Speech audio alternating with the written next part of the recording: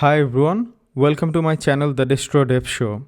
Today we will talk about Array.prototype.flat. Let's see the code first.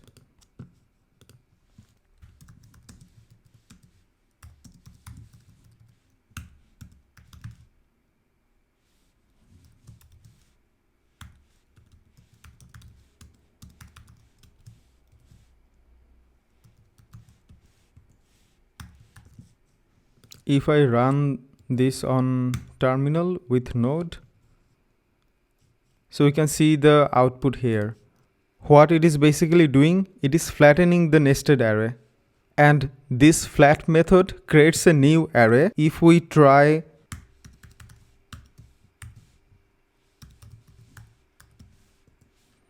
do this and run in our terminal, we can see the original array is not changed and flat is creating a new array here. This flat method takes one parameter and that parameter is depth. If we don't give anything, it is actually one level deep. So if I do this, it will be basically the same. We can keep like this here. Now if we change our input, we have one more level nested array here. And now if we run our code, we can see 1, 2, 3, 4 here.